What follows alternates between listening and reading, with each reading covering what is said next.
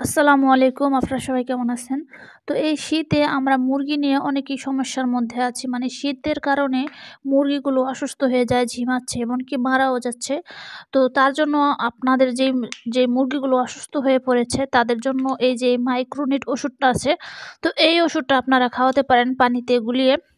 আর আমি আমার মুরগি যেহেতু ডিম পাড়তাছে তার জন্য এই যে মেডিসিনগুলো আছে এগুলো নিবো। সবকিছু একটু, একটু করে দিতে হবে। আর এখন হচ্ছে সমস্যাটা হচ্ছে কি, আমার মুরগির কৃমি দেখা যাচ্ছে। তো তার জন্য আমি এই যে কৃমির ওষুধ দিব। তো এটাকে দেওয়ার নিয়মটা হচ্ছে পানি সকালে খালি পেটে দিলে ভালো হয় অথবা রাত্রে দিলে ভালো হয়। তো রাত্রে তো দিতে পারি নাই, শীতের দিন। তো এখন আমি সকালে গুলাবো। তারপরে যেই মুরগিটা খায়, এর আগেও আমি মুরগিকে যে প্যারাভেট ওষুধটা মানে কৃমির জন্য এই ওষুধটা দিয়েছিলাম, কাজ করেছিল। তো এখন আবার সেই ওষুধটাই দিতেছি। আর হচ্ছে এটা কয়েকদিন ৩-৪ দিন পরে আবার ক্যালপ্লেক্স এই ওষুধটা মানে এটা ক্যালসিয়াম। সংক্ষেপে আমরা ক্যালসিয়াম বলতে পারি। তো এই যে ক্যালপ্লেক্স এই ওষুধটা দিয়েই হচ্ছে মুরগি ডিম পাড়ে।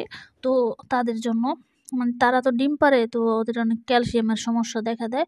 তো সেই ক্ষেত্রে আমরা এই মুরগি মানে ডিম পাড়া মুরগিগুলোকে এই ওষুধটা দেব। তো এখন আমি মুরগিগুলোকে ছাড়বো। তারপরে হচ্ছে খাবারগুলোর সাথে আমার মুরগির ঠান্ডা নাই, তো তার জন্য আমি এগুলো মানে ওই যে মাইক্রোনিট ওটা ছিঁড়ে দেখালাম না। কারণ মুরগির ঠান্ডা যেহেতু নাই, তো তার জন্য এটা দিলাম। আর হচ্ছে যেই মুরগিগুলোর ঠান্ডা লেগে গেছে, তো তাদের জন্য মাইক্রোনিট ওষুধটা দিতে পারেন। আর বেশি ঠান্ডা লেগে গেলে মানে একদম অনেক ঠান্ডা, নাক দিয়ে নিঃশ্বাস নিতে পারে না, তো তাদের জন্য আরেকটা ওষুধ আছে মানে অ্যান্টিবায়োটিক, ওইটা দিতে পারেন। ওটা ট্যাবলেট মানে বলতে হবে এবং কি মুরগিকে পশু হাসপাতালে নিয়েও যেতে হতে পারে। এই হলো ওষুধ, তাহলে ওরা ভালোভাবে লিখে দেয়। আমাদের এখানে মানে এভাবে বলে কোনো ওষুধ আনা যায় না। পশু হাসপাতালের তো কাছে, তো উপজেলার ভিতরে হলে সমস্যাগুলো মানে কোনো ডাক্তার ওষুধ দেয় না। মুরগিকে দেখবে তারপরে মানুষের তো ওষুধ নেওয়াই যায় না। তো আমি এর মধ্যে আমার মুরগি ঠান্ডা লাগছিল, নিয়ে গেছিলাম ডক্টরের কাছে। তারপর ওরা দেখে এই মাইক্রোনিট লেখছিল, তো ওইটা আনছিলাম।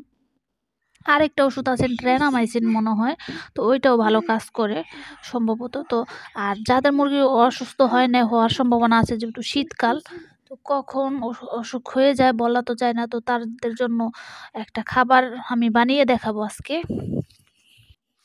তো আমার মুরগিগুলোকে প্রথমে আমি ধান কিন্তু দিয়ে দিলাম, আর ওই যে পানিটা কিন্তু দিয়ে দিয়েছি হচ্ছে ওটা হচ্ছে কৃমির জন্য যে পানিটা গুলিয়েছি, দেখি ওই পানিটা খেয়েছে। যে মুরগিগুলো আর খাওয়ার দরকার ওরাই খেয়েছে, মানে জোর করে আর খাওয়াই দেয় নেই। পানির যখন প্রয়োজন হবে তখন ওরা এখান থেকে পানিটা খাবে। আর উম, যদি নাই খায় তাহলে এই পানিটা দিয়ে আমি কিছু ভুসি মিশিয়ে দিব, তখন ভুসিটা তো অবশ্যই খাবে, তখনও কাজ করবে। তো এইভাবে আমি আমার মুরগিগুলোকে ওষুধ খাওয়াই। তো আজকে আমি একটা মানে শীতের জন্য মানে একটা খাবার তৈরি করব, মানে ২ মাস ৩ মাস শীত থাকলে জানি সারা মাসটা চলে যায়, এমন একটা খাবার তৈরি করব। তো দেখেন কতগুলো আমি খাবার কিনে আনছি। আজকে হচ্ছে প্রায় আমি ৬ কেজির মতন খাবার আনছি। আর এগুলো হচ্ছে আমার খরগোশের জন্য ঘাস আনছি। তো খরগোশের জন্য ঘাস আনছি, খরগোশকে কিছু ঘাস আমি দিয়ে দিলাম। তো খরগোশও কিন্তু শীতের সময় অসুস্থ হয়ে যায়। তো খরগোশকে একটু ভুসি দিতে হয়, তারপরে যে একটু শাক পাতা দিয়ে দিতে হয়। তো খরগোশের মন মতন খাবার খায়। তো দেখেন আমার খরগোশগুলো কিন্তু এখন এই খাবারগুলো খাবে। তো এর আগে কিন্তু ওকে ১ বাটি ভুসি দিয়েছিলাম, পুরাপুরি ভুসিটা খায় নাই। আর এই যে আমাদের কবুতরগুলো, এই যে এই কবুতরটা অনেক মানে ভাল লাগতেছিল দেখতে, গোলের উপরে অনেকটা সুন্দর লাগতেছিল।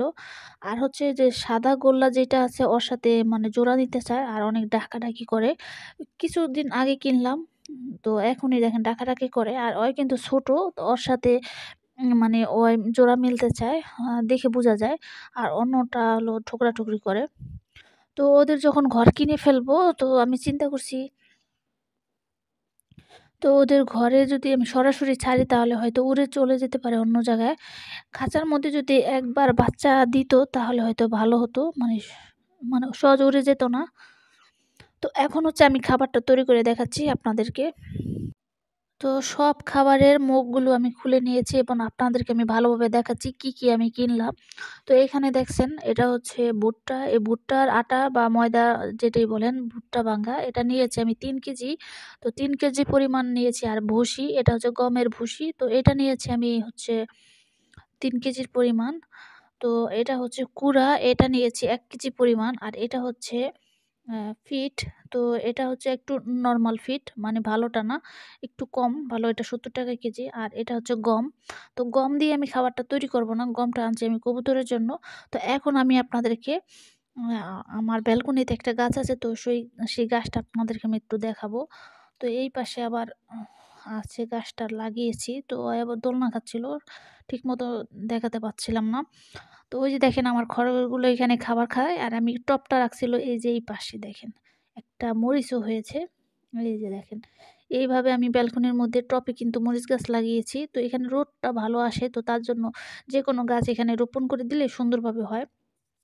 চাইলে ফুল গাছও দেওয়া যায়, কিন্তু ফুল গাছটা দেই নাই, বাচ্চারা ছিঁড়ে ফেলবে ফুল দেখলে। তো তার জন্য ফুলটা দেই নাই। মরিচটা দিয়েছি, মরিচটা আর ছিঁড়বে না। এই যে দেখেন এখানে আবার তুলসী পাতা আছে। এটা কিন্তু আমাদের মানে মুরগির জন্য খুবই একটা উপকারী গাছ। মানে মানুষের জন্য এবং মুরগির জন্য। তো এখন আমি মেইন উপকরণগুলো নিয়ে আসতেছি, আপনাদের দেখাবো। তো এই যে দেখেন আমি মেইন উপকরণগুলো এখানে নিয়ে আসলাম, যে আমি যে মুরগির জন্য যে খাবারটা বানাবো শীতের উপলক্ষে, তো এই খাবারটার জন্য এখানে আমি নিয়ে নিয়েছি দেখেন। এখানে নিয়ে নিয়েছি লবণ, হলুদ, এরপরে এই যে কালো জিরা, আদা এবং হচ্ছে রসুন। তো সব কয়টা আমি থেতলে নিয়েছি ছেঁচে। আর কালো জিরাগুলো এভাবে দিয়েছি। তো এটা কালো জিরাটা বেটে দিলে ভালো হতো সুন্দরভাবে, কিন্তু আমি যেহেতু শুকনা খাবারটা তৈরি করতেছি, বেটে দিলে পানি লাগতো বা লাগতো। তো এটা যে ছেঁচে দিয়েছি ওইটার রসে এটা ফুলে যাবে। তো এখন আমি সব কয়টি মানে উপকরণ একসাথে মিশিয়ে নিলাম। এখন হচ্ছে আমি এই যে এইখান থেকে যে ভুট্টা ভাঙা আটা, তারপরে হচ্ছে কুড়া ভুসি, এগুলো সব মিক্স করব একটু, একটু করে। পুরা খাবারটা মিক্স করে তারপরে একটা বরমে ভরে তারপরে ঢাকনা দিয়ে ঢেকে রাখবো এবং ওই খাবারটা আমি খাওয়াবো প্রতিদিন। তো আজকের ভিডিও ছিল এই পর্যন্তই। আপনারা সবাই ভালো থাকবেন, সুস্থ থাকবেন। আসসালামু আলাইকুম।